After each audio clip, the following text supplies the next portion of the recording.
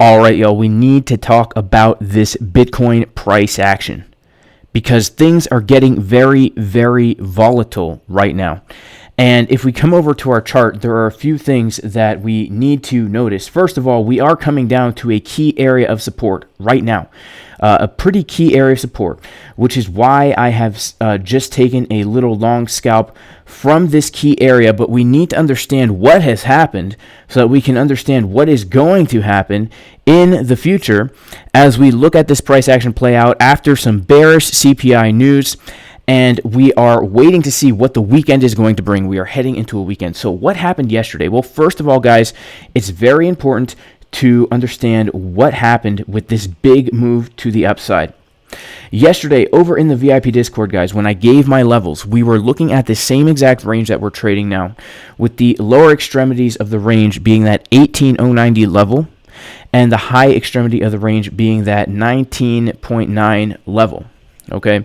What happened yesterday during the VIP live stream was we came down to that 18,090 level with very bullish divergences on the 24-minute time frame, which not always, but whenever we have snake eyes on the 24-minute time frame with bullish divergences where the price is making a drastically lower low and the momentum is coming up with these two big green dots, and we see that very juicy uneven butt cheek pattern right here, that really can result in a very healthy move to the upside, right? When you see that, you should start sniffing. Oh, wow. Wasn't necessarily expecting to see that down there, but it smells kind of juicy, right? Okay. Now, some people, when they see these kind of signals, they act like everything's okay. They act like the price is not going to give a reaction, okay? But other people understand what's happening, right? The price very well could give a reaction from that level, and that's exactly what happened.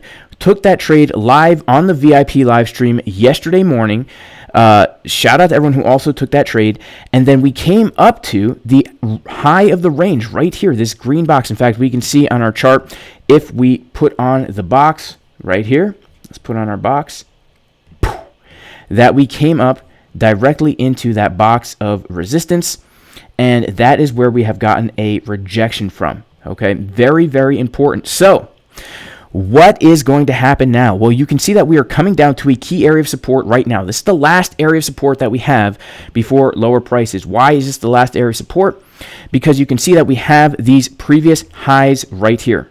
Okay, if we lose that, it's very, very likely that we come back down lower and we simply continue trading this range. In the video I made yesterday, you guys saw I did take a little short here because I was in that long trade. I took the short from here because we were coming up to resistance, and it was resistance. I saw some bearish signs there, okay? Turned out not to be such a bad move, but we have gotten more of a rejection, honestly, than I would have liked to see. So what I'm looking for now is, first of all, I'm looking to find support here.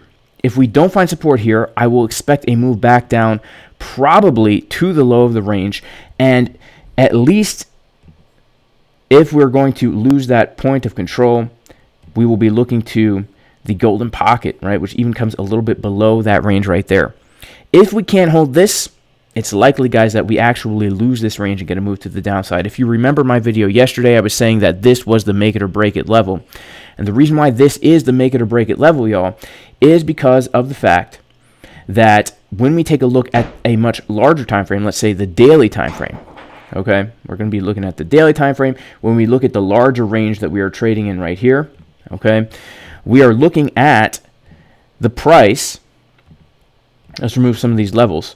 We're looking at the price trading in a much, much larger range, and this was the high volume node right here, very key level. If we are not even able to touch this level, that is actually pretty bearish, and we could look to do something like that. However, if we reclaim this level, that is actually bullish, and I would look to a move to around $25,000. Again, the daily time frame, guys, is still very bullish looking right here. Still very, very bullish looking on these higher time frames. The 12-hour time frame, very bullish looking. The daily, very bullish.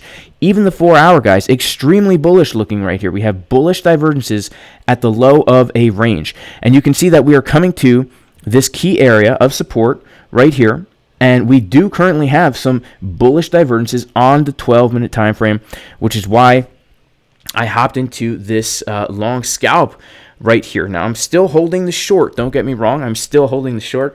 I think that it's a great trade to take, the short.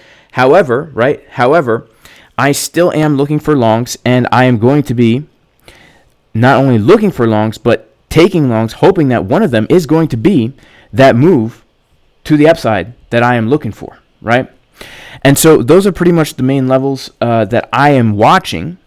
It's very, very important that we can reclaim that $20,000 level. If not, I will get bearish, but the higher time frames are still showing me bullish signs. And so honestly, until we lose that 19K area, I'm going to be looking for a higher low here, potentially for a move up. We have to keep our eyes also on the stock market, all right? The stock market opened very bearish today.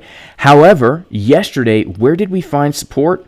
We found support from a 0.5 Fibonacci retracement from the low of the Roni Baloney dump to the all-time high of the stock market.